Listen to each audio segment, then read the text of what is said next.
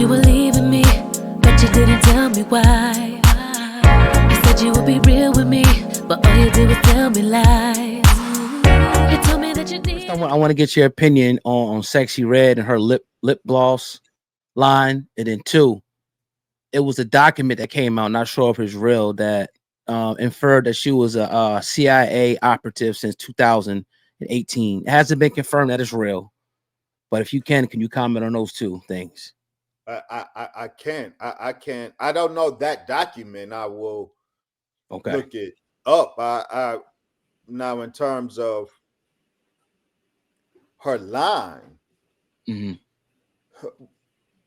I will only comment on the character of Sexyy Red. The character of Glorilla. The character of Megan Thee Stallion. I don't know these sisters individually, but I know Sexyy Red is a character like Scarface. He said explicitly, with the introduction of horror rap, that Ghetto Boys 2.0 innovated. They didn't innovate it, but the whites in Jay Prince's ears launched horror rap, and with all this slasher raping of black women, killing, having sex with a black woman's corpse. And Brad Jordan said, no, the stuff that Scarface rap about, that ain't real. He said Scarface is just a character. All of this we rapping about, it's a character. Y'all don't follow that. I'm Brad Jordan. That ain't real. So the character of Sexyy Red, the character of Megan Thee Stallion, the character of Cardi B.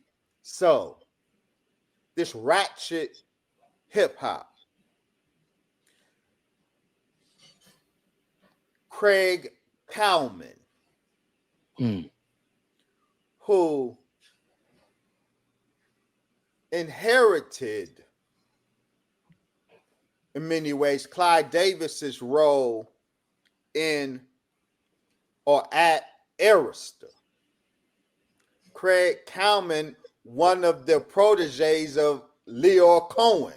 So in that network, Craig Cowman bragged about Cardi B being the social cultural success that they intended. They crafted, like he brags about being like a wizard in a laboratory, crafting his artists, and Cardi B was a social success.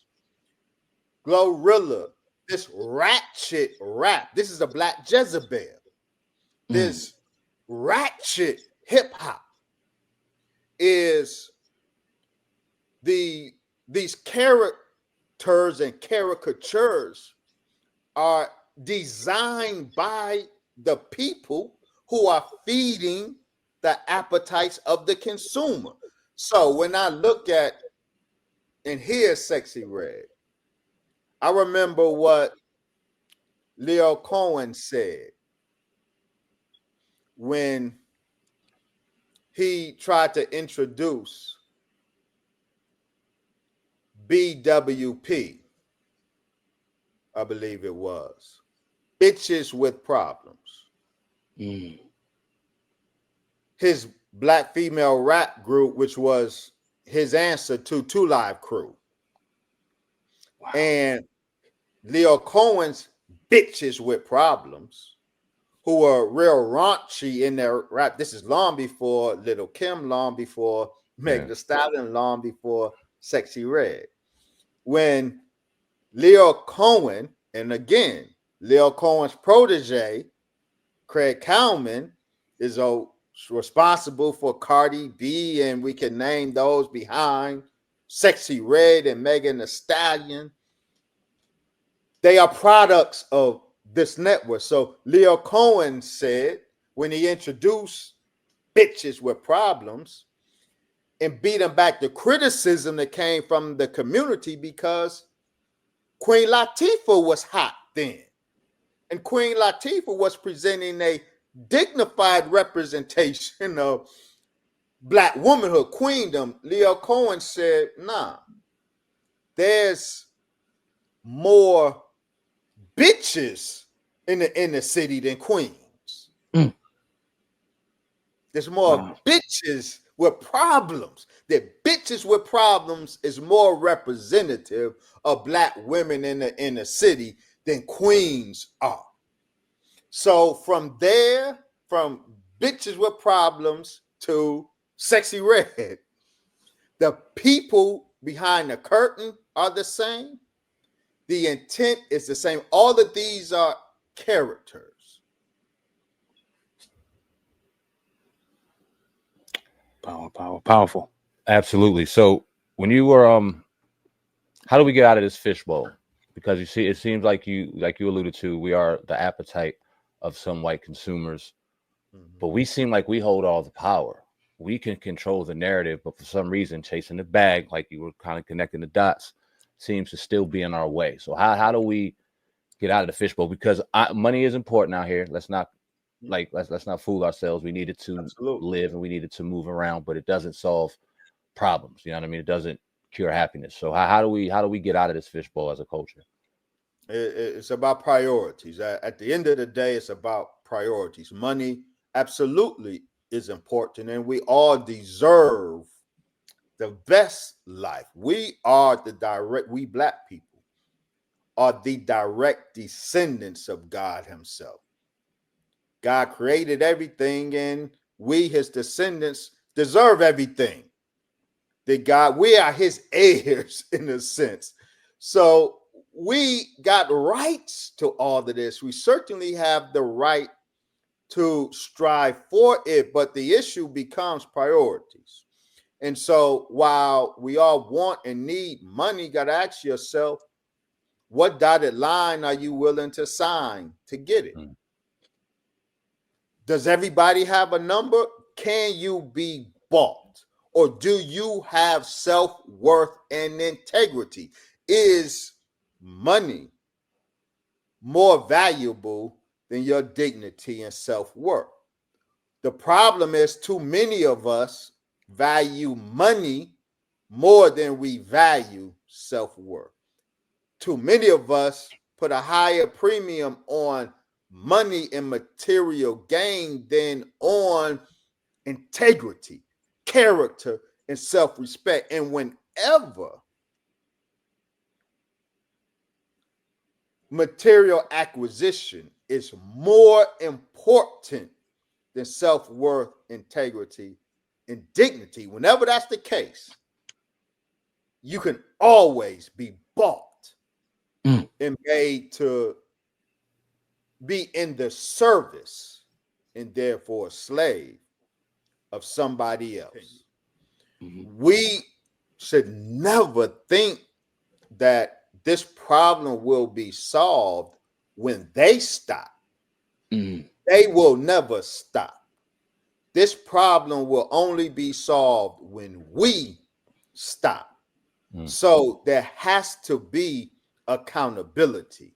As a community, we have to hold our artists accountable, but the problem is ratchet rap, slut rap, like drill rap, so-called gangster rap. These are caricatures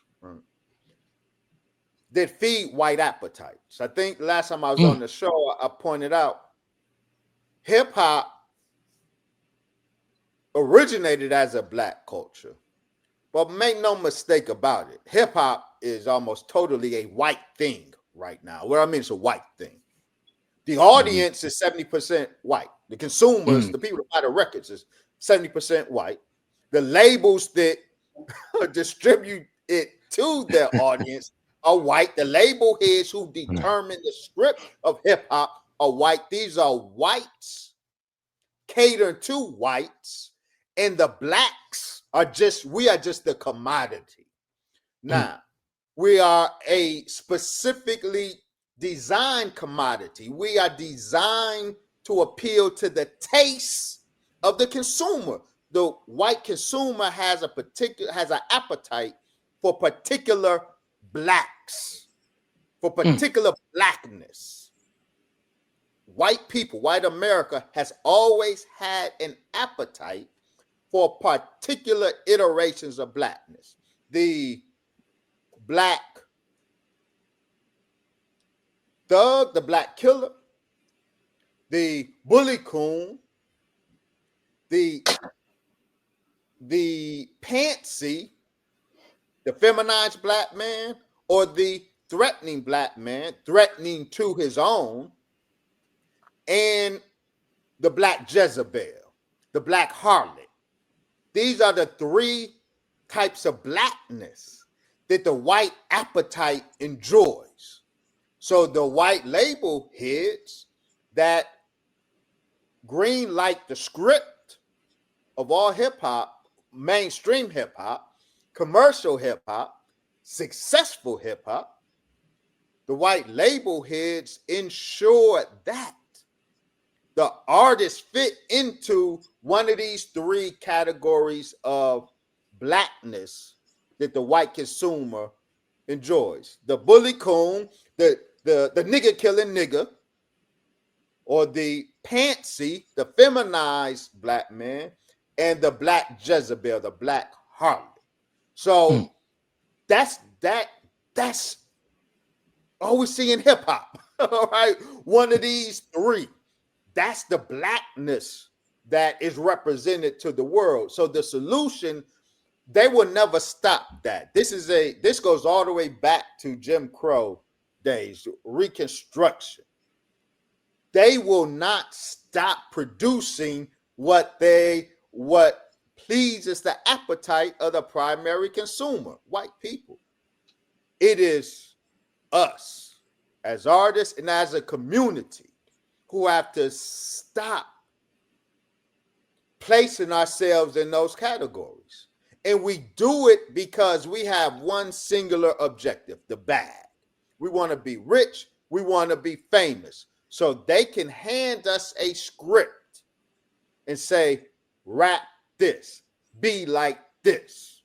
And Ice Cube Detail, who has been he's an insider, a long-time insider, and at this point, a whistleblower in terms of the mechanics of the industry. And he detailed how label heads write scripts for the art of the artist. Of course, the label head doesn't write the script, write the lyrics, but the label head will get the writer for an artist and tell that writer to write a particular lyrical script and make this artist rap that song. And it's content that advances the agenda of the label head. And so, but we have to take communal accountability, because we culturally, we put the seal of approval on it. Culturally, we put the seal of approval on the caricature of blackness that white folks create for white folks, for their appetites. But we put the seal of approval on it. So the problem is ours. The responsibility is ours, not just our black artists who are guilty of seeing nothing beyond the bag that they want, but the problem and the responsibility is ours communally, because we green light it. We say, yeah, that's the ish. We buy it. And the problem is the difference between a white consumer and a black consumer. a young white consumer listening to drill rap, that's voyeurism for them. They don't try to be that. That's not, they don't emulate that. That's entertainment for them. It's like going to a zoo. It's seeing all this wildness, but they going right back home to their safe luxury. But the young black listener thinks that's a reality to emulate.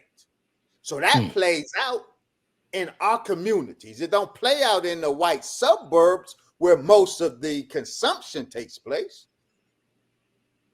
But it plays out in our community because we emulate that. White folks just are entertained by it.